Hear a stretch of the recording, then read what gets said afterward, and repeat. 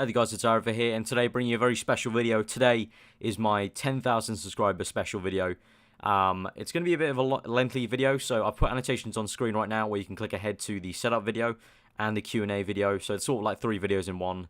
So I'm going to start with this thank you part, but you can skip ahead if you want, I don't really mind. But yeah, let's get on to this, and the gameplay you're watching in the background is actually my first video, the public first video, the one if you go on my channel and you go to oldest video, this is the video you're going to watch. It was me pointing a camera at my TV and recording a Malaysia Grand Prix race, me trying to get from last to as high as I could in Vettel's Red Bull car. So I thought I'd put that up as a sort of little nostalgia bit of the first video, or the first public video you can see on my channel. But yeah, one of the first videos I did on YouTube, so that's just there in the background. Apologies for the quality. It's from a camera looking at a TV. But yeah, let's get on to the first part of this video, which is to say thank you. To just say thank you to all of you. To 10,000 people. That is a lot of people. 10,000 people at some point in the last 2 years have clicked the little red button that says subscribe, and have enjoyed the content enough to want to click that and get notified that they want to see more of my content and to potentially view a bit more of my content is an amazing thought. It really is. It's just an awesome feeling at the moment, and it's come at the best time as well. Because over the last few weeks especially, I've been enjoying doing YouTube so much compared to maybe previously.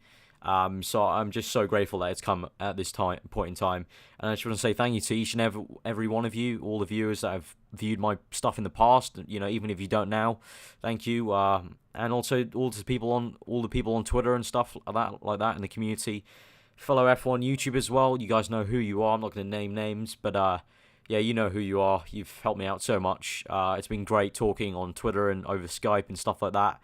And to all you guys who have commented in the past, year or so, even the whole 2 years, really, just thank you if you've ever left a comment or a like or anything like that. Just awesome. I just can't thank you guys enough. I never thought I'd get to 10,000 subscribers, and it's just an awesome feeling. And it's amazing that's come at this point. As I said, over the last few weeks specifically, I've enjoyed doing YouTube so much more than I have previously. And a lot of the reason is because my mindset's been changed on how I look at YouTube and how I look at the figures for subscribers and stuff like that, and you guys are viewers. And the reason, one huge reason, is because I basically watch Rooster Teeth, which is a big YouTube channel. If you don't know who they are, you can look them up. So basically they make like gaming videos, but they also do a weekly podcast. And basically a few weeks ago, or whenever VidCon was, a few of the Rooster Teeth guys went over to VidCon, and then they came back and did their weekly podcast, and they talked briefly about VidCon and talked about a lot about fan interaction and what they saw at VidCon, and it completely changed my mindset to how I look at things, and it completely changed on like how I look at things, and it was just a big thing that's now made me enjoy YouTube a lot more because of that video, because of watching that long podcast, but specifically that few minutes. It's really changed how much I enjoy YouTube, and in the past few weeks I've been having so much fun making videos. I've been so happy to upload videos in the past few weeks. Previously in the past it was like, yeah, it's just another video I'm uploading, but now I'm excited to make it go live and see how many interactions I get straight off the bat within the first hour or so. It's been amazing. So I can't really put it into words too much on why it changed my mindset, so I'm just going to play the clip to you, and hopefully that helps you understand why I've changed my mindset of how I look at things. It's only like 2 minutes long, so I'm going to play the clip now, and I'll get back to you guys after it's played.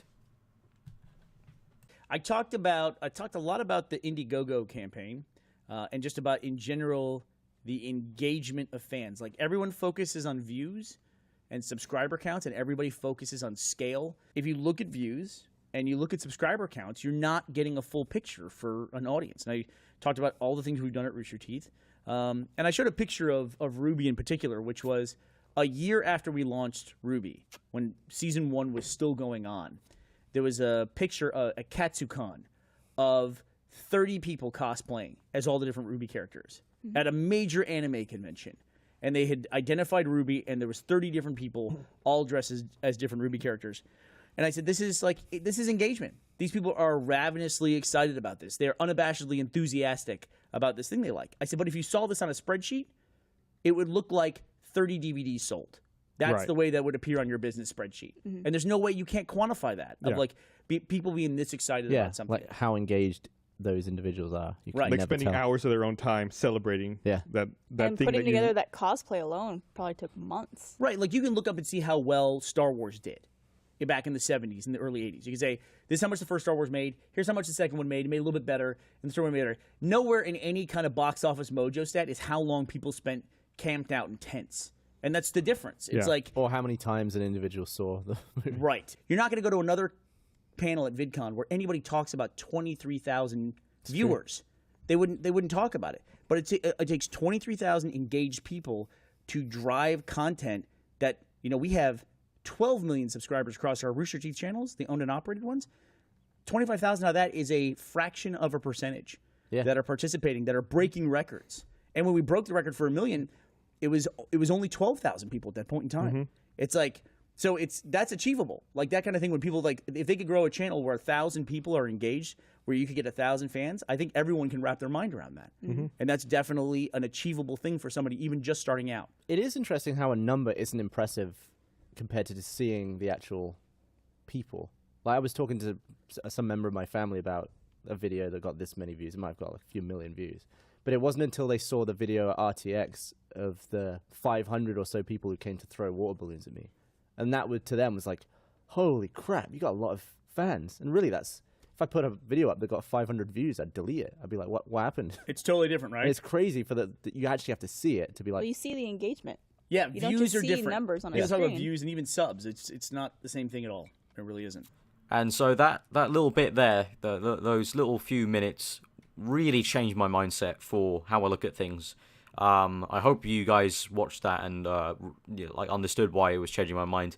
Basically, essentially, that watching that few little minutes off that 1 hour podcast or whatever, it really changed my mind for how I look at things. And I've in the past I've stupidly just looked at my subscriber count and looked at views from videos and just thought, yeah, it's just a number. I hope it increases. Especially back in December, January, in February, I was like, that's a 4-digit number that's just increasing.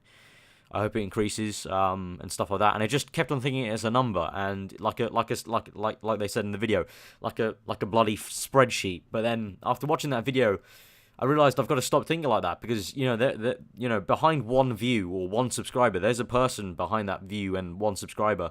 And since then, for the past few weeks, I've been enjoying it so much because I've started appreciating the fact that these 10,000.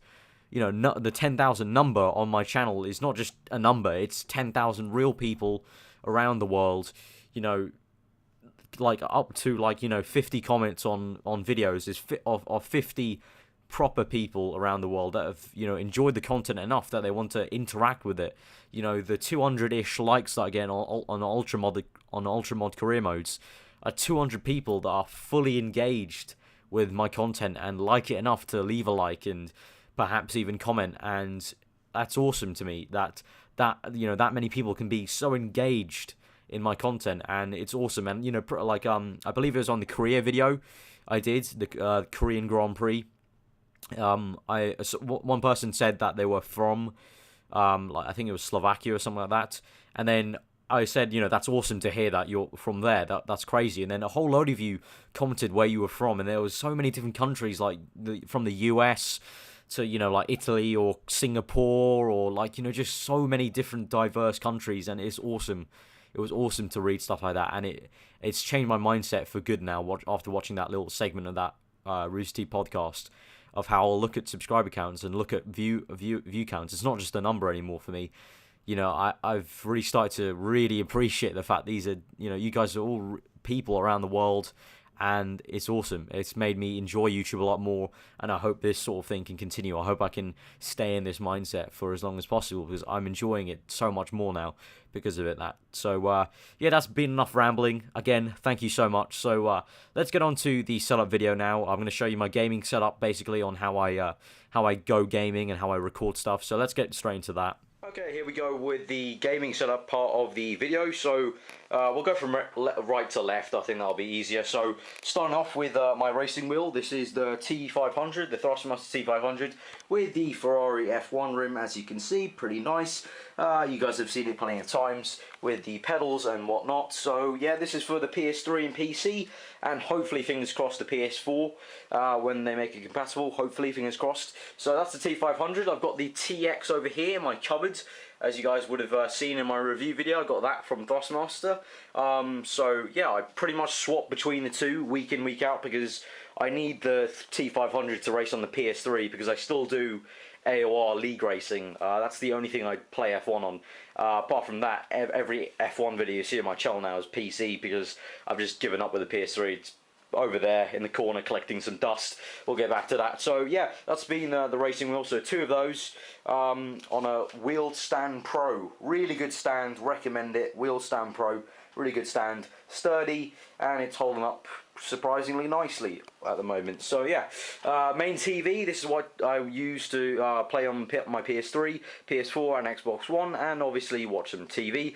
I believe it's a 35-inch Samsung LED TV. So yeah, I've had it for about 5 years now, so it's lasted me a while. Really good investment I made back then. So yeah, let's get on to this kind of storage unit thing. So yeah, the actual storage unit I made for my GCSEs a while back now, and it still lasted. I made it specifically for my PS3, because the PS3, as you can see, perfectly fits inside that little cubby. So I made it specifically for that. Let's get down here. So yeah, I got my PS3 collecting dust over there. Got a PS3 controller, an old pair of headsets, Turtle Beach P11s. Hardly use them at the moment right now, apart from when I occasionally go on PS3. And I got some PS3 games, the usual stuff: GTA, F1, Saints Row, Red Dead, Call of Duty, Skyrim, Dirt 3, Uncharted there, some Assassin's Creed. I got some Duracell batteries over here, always good, that I need to use in my current headsets. And I got my PS4 games and one Xbox One game. So Watch Dogs, FIFA 14, Need for Speed, Assassin's Creed. Xbox One game, I've only got Forza 5 at the moment, but obviously I'm going to definitely be picking up the Halo Master Chief Collection, because I've never had an Xbox. So definitely going to be picking up a Halo Master Chief Edition to get all caught up on that good stuff. But yeah, so that's been the PS3 and wheel side of it. Let's get on to the next generation part of it all, I guess. So this is a new table. I've only had it for a few weeks now. So before, I used to have my PS4 on there, and this used to be a lot more over there. So now I've got this new one. So yeah, I've got this new table just to have my new consoles on. So I've got the Xbox One without the Kinect, because I don't need that shit. I don't need the Kinect.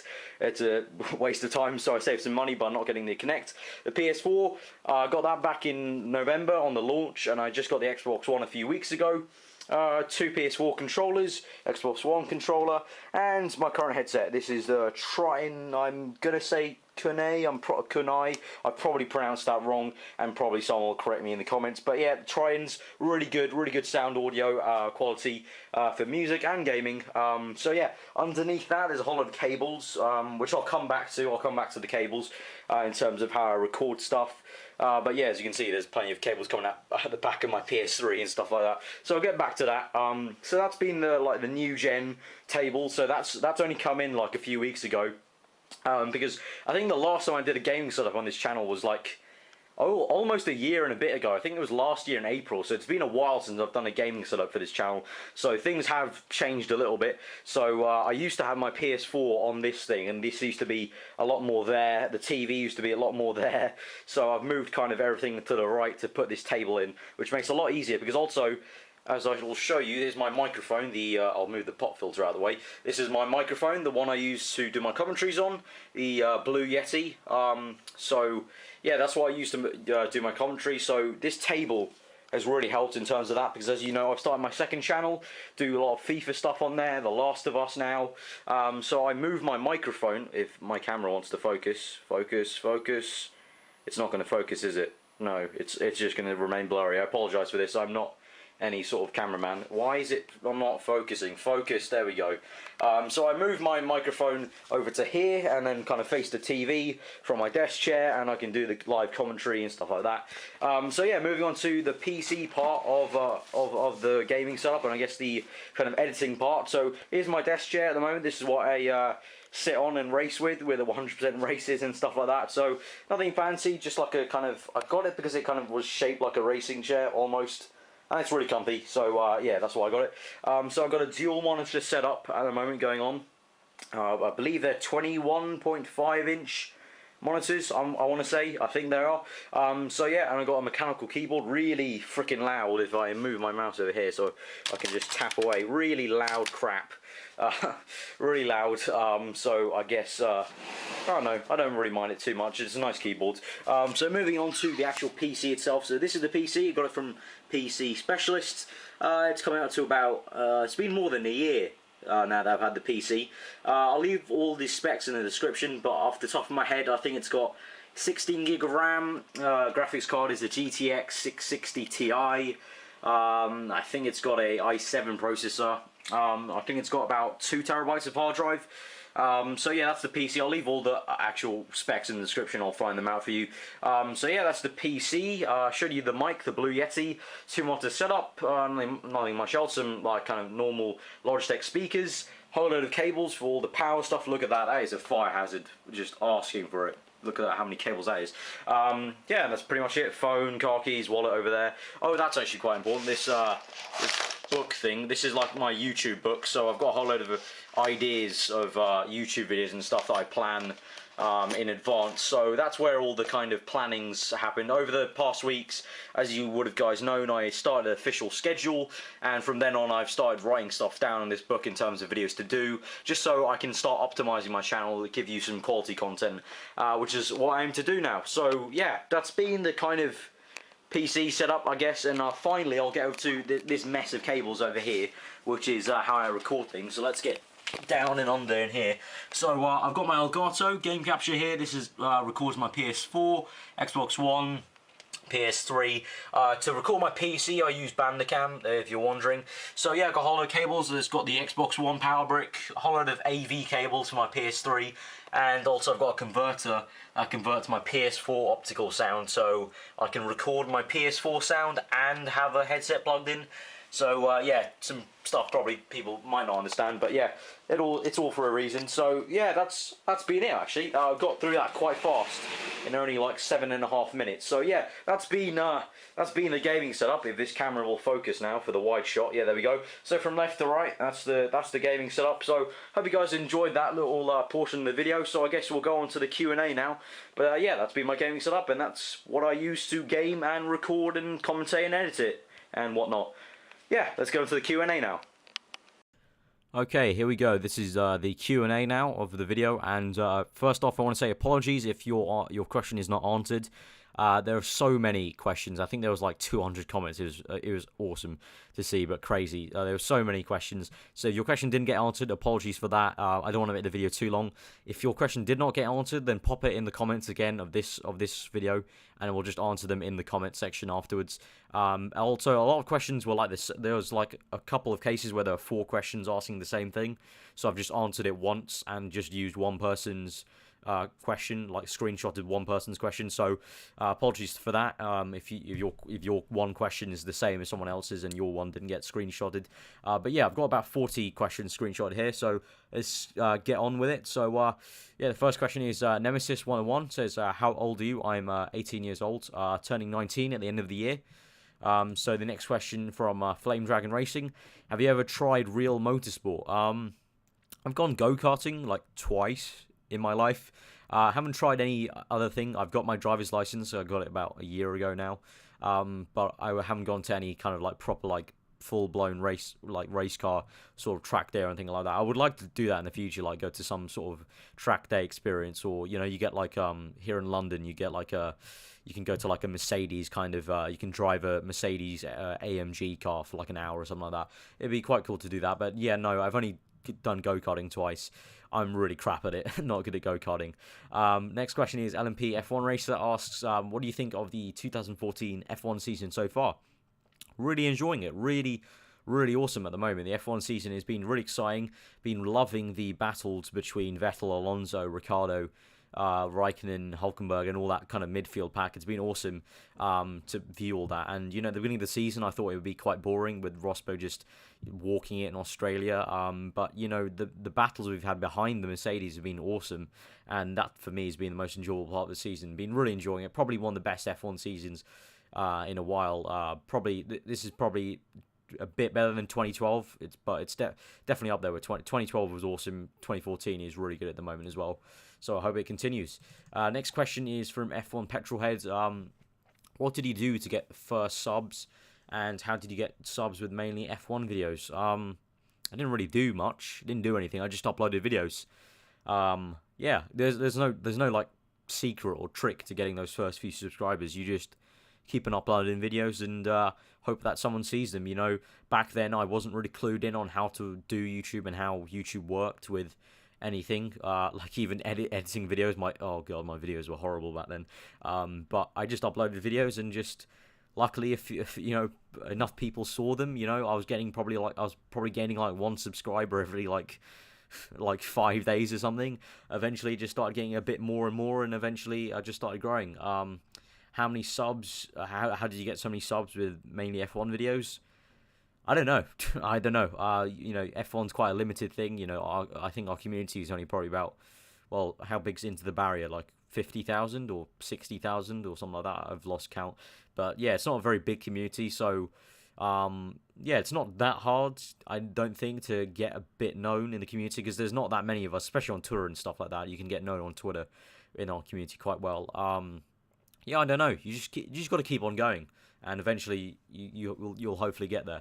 On to the next question is by FGN. What would be some tips for starting YouTube, and how long did it take you before you hit 501k subs?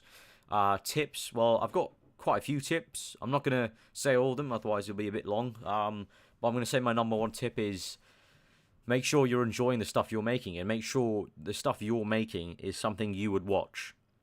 So, you want to, when you're making a video, you want to think, if I was just a viewer, would I want to watch this video? And that's that's the best way to do it.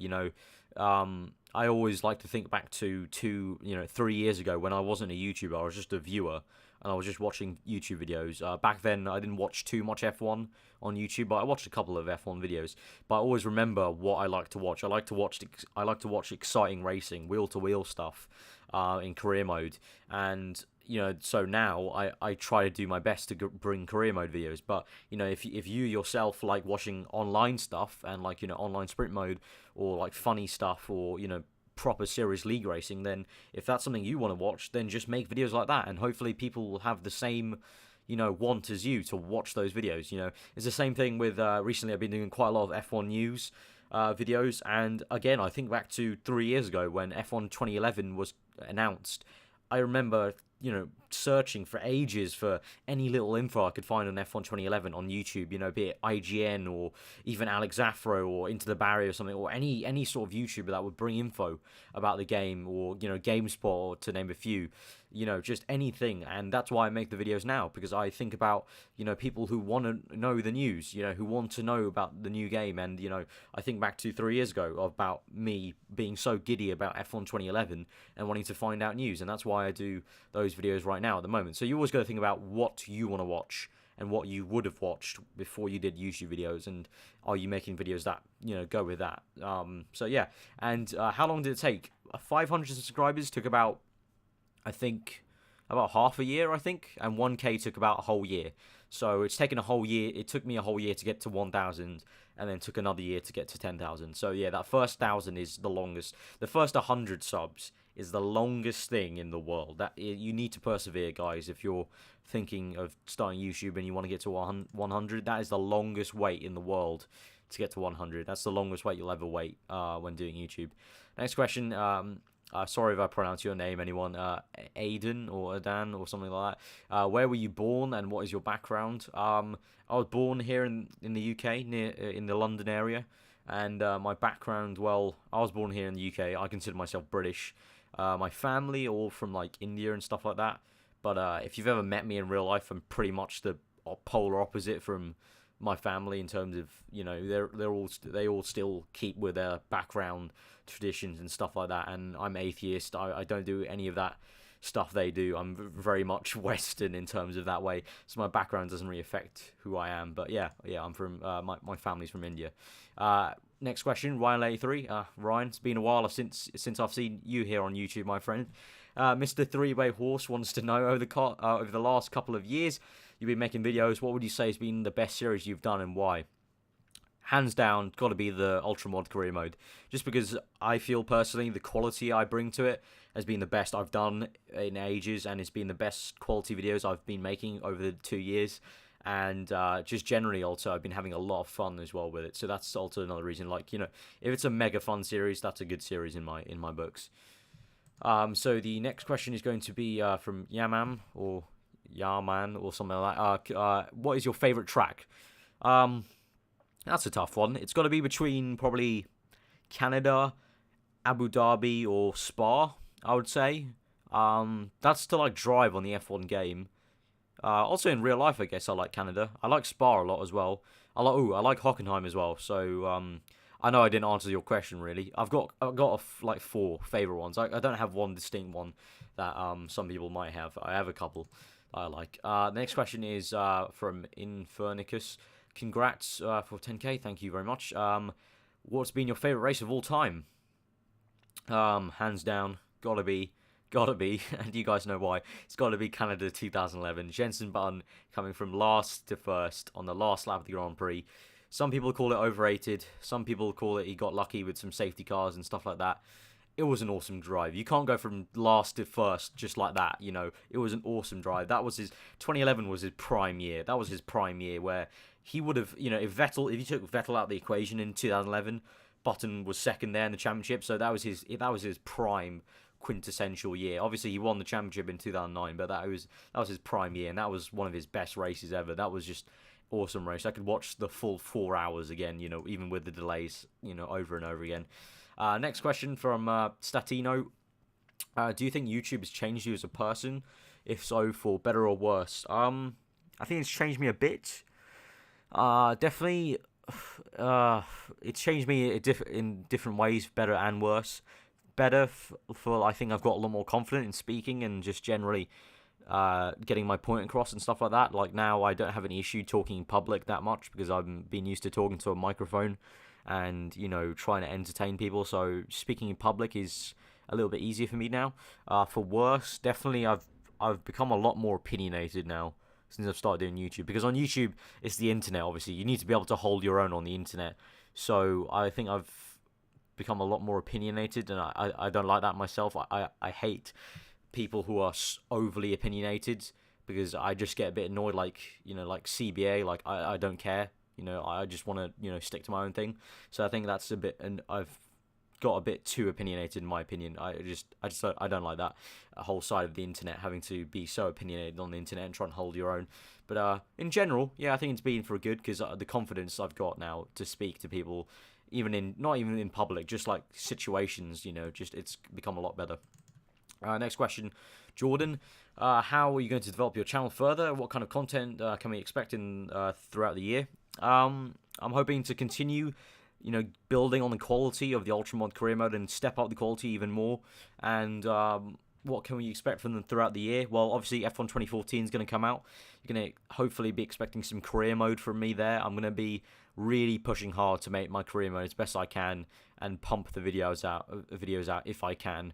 Obviously it's a very busy time towards September and stuff like that, but hopefully we can do it. And also just continue to hopefully bring some quality content, and also maybe bring back a bit of comedy. I know I've lost a lot of comedy in my channel. It's become a lot more serious lately with the Let's Talk GP, all the aerodynamic talk, and also the career mode is not that funny. It's more quite serious, hard wheel-to-wheel racing. I hope to bring a bit more comedy back to the channel, because that's what I started off with. That's what made me grow, which was the Road to Glory series on F1 2012, which was pure comedy.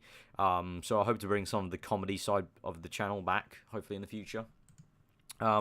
Next question is Ewan. How did you get into Formula 1, the game and real life? I got into real F1.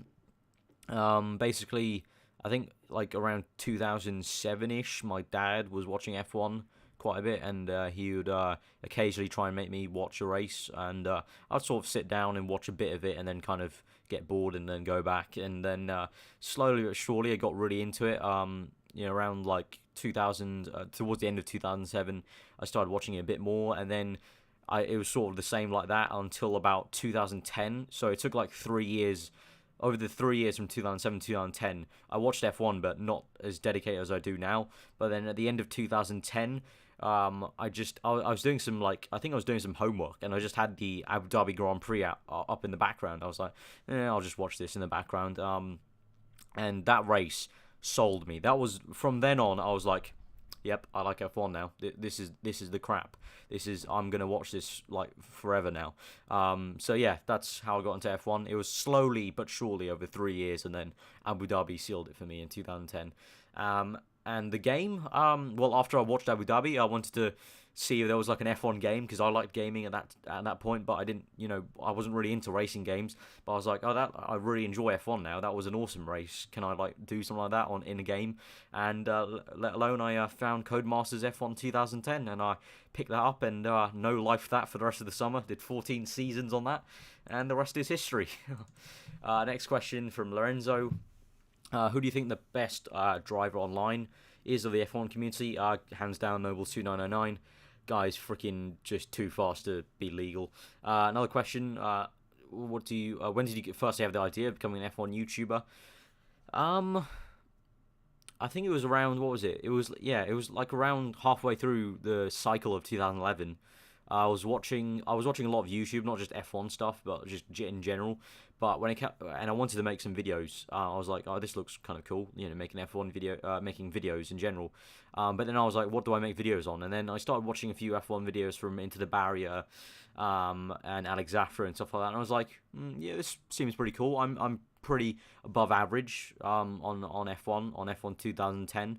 And I was in 2011, and I was like, all right, I'll make some videos then, and let's see how this goes. And yeah, that's the rest is history. It just kind of happened, really. I just got into the whole thing after watching a whole lot of YouTubers. Next question from Kem. Your favorite and least enjoyable career mode races. Favorite one's got to be Japan. The one I did just recently. That was an awesome one. Probably the most fun I've had on F1 career mode throughout the 4 years. Really a lot of fun. Least enjoyable, any of the China races. China is a horrible track, and I think it needs to die with fire. I think they need to take it off the circuit and replace it with something else.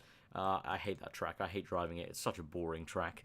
Next question from Lauritz. Sorry if I again pronounce your name wrong. Is it only you and your family who love F1? As I said, my dad watches it. He tries to watch every F1 race with me. So we sit down together in the living room and watch F1. There have been a few times where he's just got a bit bored, so he leaves. But yeah, I guess my dad a bit. There's a few people in my like a few of my relatives that really like F1. But yeah, in terms of my like direct family, yeah, just my dad. Next question from Flying Orangutan. Did this question happen on your screen? Nah, it didn't. It didn't happen. It lagged so much I couldn't see it. For reals, what's the favorite video you've ever uploaded so far out of yours? I don't know. I would say that's a really tough one, actually. That's a really good question. I don't know. It would have to be either Japan or one of the Survive ones. Probably Survive USA. That was a lot of fun to do. That was a real lot of fun to do. So that was quite good. Next question. I've just realised this Q&A has been going on for like 15 minutes. I really need to speed up. Alex, if Button was to move teams, which one would he go to, and what would be the best combination of drivers and team boss in a team? If Button was to move teams, I think he would either go to... I would have to say either Williams, or I would say... I don't know, perhaps Force India. I'm not too sure. Or, to be honest, if he moves away from McLaren, the realistic thing I can see is that he'll retire. And the best combination of drivers, Vettel and Alonso, and the boss would have to be, I'd have to say Christian Horner, really. He does a stellar job controlling drivers, and he has steered Red Bull to four world championships. Next question from, I don't know who this person is, Tiamat Marduk, never heard of this guy. Who's your favourite F1 YouTuber from Australia? Well, there's not many to choose from, Ben, so I'm going to have to say you Twazik. Next question from him again, but anyways, serious question. Where would you like to see yourself in the next year, e.g. uni-wise or YouTube-wise? So YouTube-wise, in a year's time, it'd be awesome if I could be on 20,000 subscribers, but I'm not thinking about that at all, because in a year's time, I don't think, maybe I won't even be doing YouTube, because uni-wise, hopefully, I'm getting my results in like 2 weeks' time-ish. Hopefully, I'll be off to uni at the end of September, so hopefully in a year's time, I would have, I'll be on summer holiday from after my first year of uni, and hopefully that'll be going all well, uni-wise, so I don't know if YouTube's going to continue with uni. I'm not too sure. I'll have to see how that goes, really. Next question is from Lewis. Well done. If you could meet your first 10 subs, what would you say to them and why? I would say, you know, are you okay? Do you need to go to the doctor? Because obviously you've been hit over the head if you want to subscribe to me back then when I made such rubbish videos. Next question is, what's your favourite game you've ever played? The Last of Us on PS3 and PS4. Hands down, best game I've ever played and ever will, probably. The next question is from Tara Limus. How you doing, JD? What are your personal future ambitions? And also for YouTube. So, future ambitions, I want to go to university to do aerospace engineering. And hopefully, I want to get to Formula 1. I want to become a Formula 1 aerodynamicist. So, at the moment, I'm doing all the right steps to get there. You know, done the A-levels I need to. Hopefully, I'll be going to uni, and hopefully I can graduate from there with a aerospace engineering degree, and hopefully try and get a job in Formula 1 as a aerodynamicist at some point. For YouTube, we'll see how it goes. I'm not looking at YouTube as like a long-term thing. We'll see how it goes. Hopefully we maybe get to 20,000 subscribers with the help of F1 2014 and F1 2015 later on. So yeah, we'll see how it goes. It'd be awesome to hit 20,000 in like a year's time, as I said with Ben's question before. The next question is from Lewis. Why did you start doing YouTube, and who's your inspiration to make videos?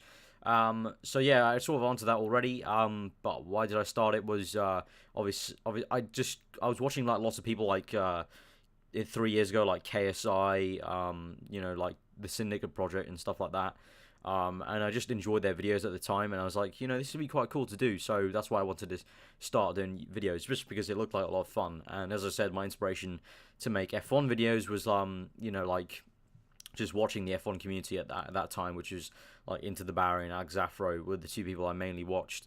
And it was just like, yeah, this seems like a pretty cool thing to do, and you know, not many people do it, so might as well try it. So yeah. Next question from ATBHD. Has YouTube changed your life, and how will uploads work when you go to uni? So YouTube, I would like to be all sappy and say it's changed my life so much, but to be honest, in terms of, yeah, it has changed it a bit. In terms of, I met some really awesome people. I've met, you know, people I like to consider friends, and hopefully I can stay in contact with them for a while now, even when I stop doing YouTube at some point. And I've met so many people who like F1, because in my, you know, real life, I've only got about 3 friends that like F1 as much as I do. So it's kind of nice to meet fellow F1 fans. But in terms of everything else, YouTube really hasn't changed my life.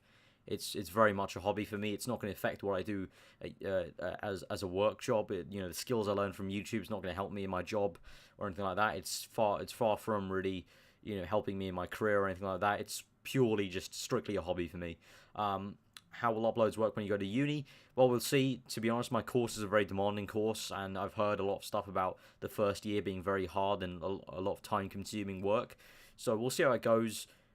You know, I hope to at least do 1 video a week when I go to uni, but that may even not be the case. I'll have to see how that goes, really. We'll just have to test the waters when we get there in September and October, I guess. So, yeah, we'll see how it goes then.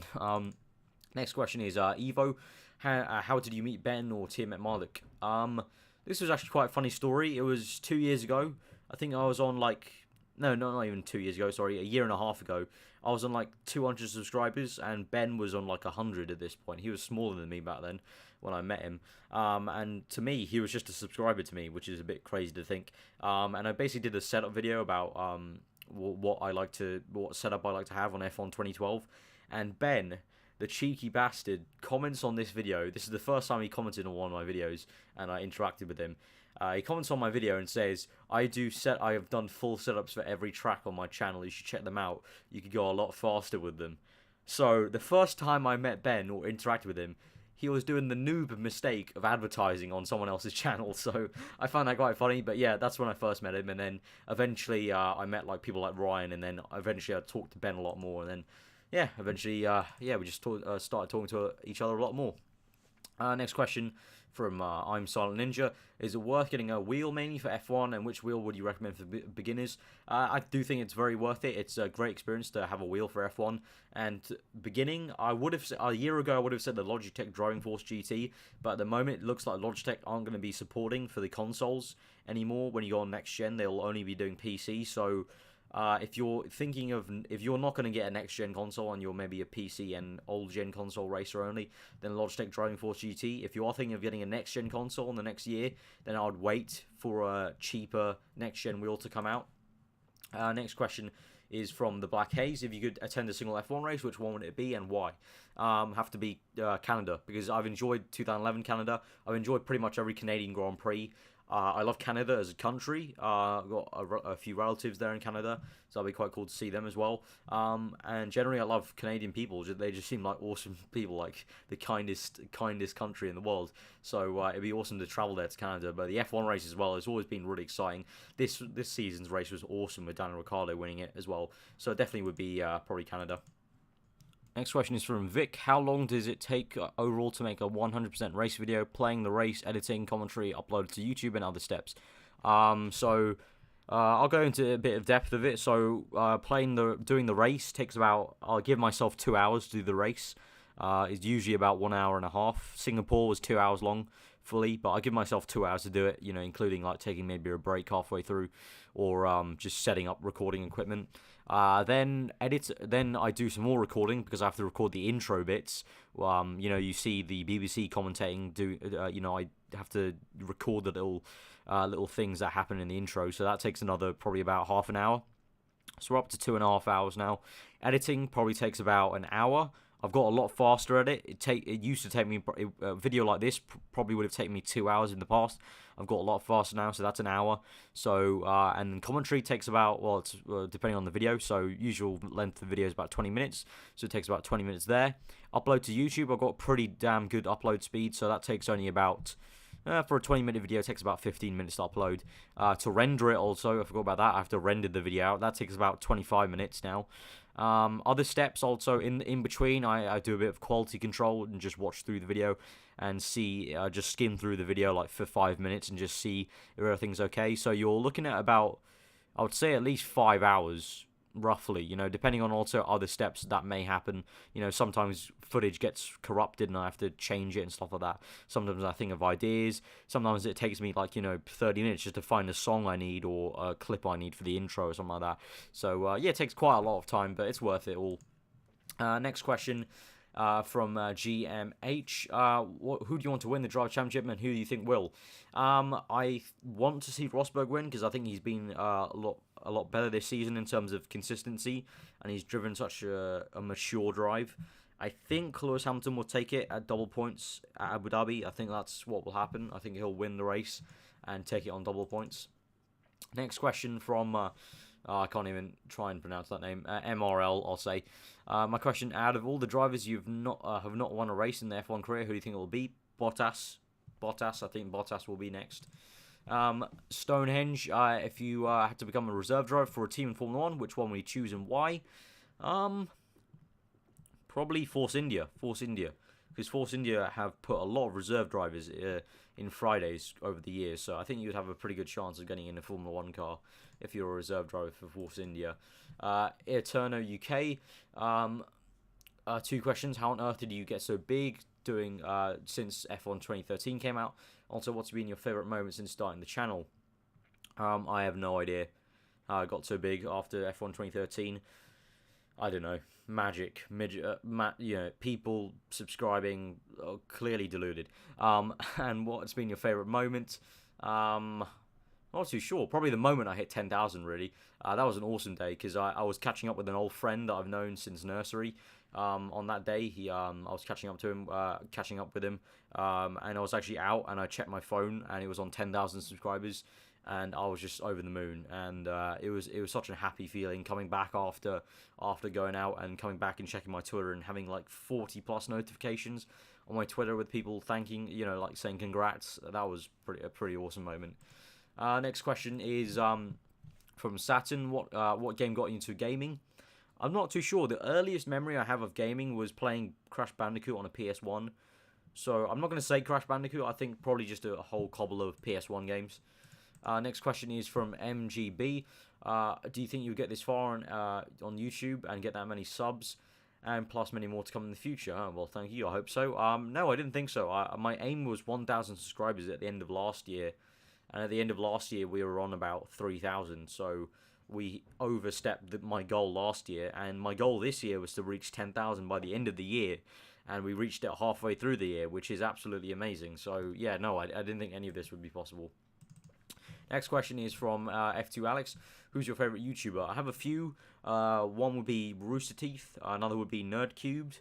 And definitely also all of the side men who do like GTA videos and other stuff like that. So, Vicstar123, Tobe Jizzle, Mini Minter, Rotashaw, Bazinga, Zerka, and a bit KSI. I've gone off KSI quite a bit in recent months. But yeah, those would be my favorite. Stacy asks, if you had a chance to go back in time to watch a particular Grand Prix, what would it be and why? Canada, 2011. I said it so much. I would love to be there in real life. If I was there on that corner where JB overtook Vettel, I could die happy. I would love to go to that Grand Prix. Next question. Senna Fan, who is your favorite ever driver? As you could probably tell, Jensen Button. Next question is going to be from Evo. Have you been to any real life races, and if so, how many and where? I've been to the British Grand Prix. I've been to the British Grand Prix twice now. Went to the 2011 British Grand Prix, and I went to the 2013 British Grand Prix. So yeah, I would love to go to some more, probably abroad as well. But yeah, I've been to the British Grand Prix twice. Next question is from Sebastian Hillier. What is, so far, your favourite race of Ultramod Career Mode? Japan, definitely, hands out. If you haven't watched that video, do go check it out. It's an awesome race. Had so much fun. Next question, D. Donovan. Do you follow any other motorsports? And what do you think about Bernie trying to improve the show? I don't follow any motorsports. I'm purely just an F1 fan. Not that into other motorsports. And I think Bernie needs to look at what happened at Hungary and what's happened at Canada and say, do we really need to improve this? Because we just need to try and get races like Hungary and Canada to happen again, because those races were flipping awesome, and Hockenheim as well. So we just need to get into a position where races can be like that every single time. But obviously, that's always going to be impossible. That's what makes those good races so good, because you've had a few boring ones maybe in the season. So I think he needs to maybe lay off improving the show. And so finally, this is the last question, and I apologize for the Q&A being so long. You guys asked so many questions, so I picked 40. I thought that would be a good amount, but this has gone on for a bit too long in my opinion. But this is the last question from PSL Luton Rules. What are your upsides of making YouTube videos, and how do you make your league table for 100% modded career mode? So I'll answer the second question first. I make it on Photoshop. I use Photoshop, and I create the table myself and just edit it every week. And second one, the first question you asked, what are the upsides of making YouTube videos? I guess stuff like this, like reaching goals that make you just happy inside about reaching goals. I mean, there are a lot of downsides to also doing YouTube. I'm not going to go to too many details, but doing YouTube, you get caught up in a lot of unnecessary drama, especially for someone like me. I don't like a lot of conflict in real life. Like, I don't like to disrupt the peace and calm. Like, I'm one of those people, like, even in case if you're in a restaurant and your food's like bad or it's got something wrong with it, I'll be the last person to call the waiter and tell them something's wrong, or I'll be the last person to call over someone from customer services, or I'll be the last person to ask someone for directions or anything like that. I just don't like having to intervene and just, I don't know, just cause unnecessary interaction, conflict and stuff like that. I just hate all the drama that sometimes happens, and those are the days where I wish I never did YouTube. I just hate all of it, and I wish it could go die in a hole. But there are lots of upsides. Obviously, reaching stuff like golds, like 10,000, seeing so many awesome comments like, you're enjoying the videos and stuff like that. Those are awesome to see. And also just seeing like if I go to bed and I've uploaded a video, waking up from the next day and seeing the video's got 1,000 views, and when I uploaded it only got like 20 views when it started off, that's an amazing feeling. So the upsides the upsides weigh out the downsides, but you know, you got to be cautious. So if you are starting YouTube, be warned. You have to have a thick skin, and you have to sometimes be able to put up with crap that you may not like you know, like me. I don't like any of the drama stuff, but I have to put up with it. So yeah, that has been the Q&A, and that has been the 10,000 subscriber special. I am now losing my voice. That was a very long session of recording for doing Q&As. If you have any questions, obviously, that you didn't get answered, put them in the comments, and I will answer them in the comments. But yeah, I've thoroughly enjoyed making the video. I hope you guys did enjoy that. If you did, give it a like. Once again, thank you so much for 10,000 subscribers. I can't imagine all of you would have watched this video the whole way through because it's so long. But again, thank you very much for 10,000 subscribers, and long may it continue. And yeah, I guess the channel resumes as normal. Programming will resume as normal, and we'll continue on, and hopefully we can continue to grow. But yeah, I've been aarava. Hope you enjoy the rest of the day, and I'll see you guys next time.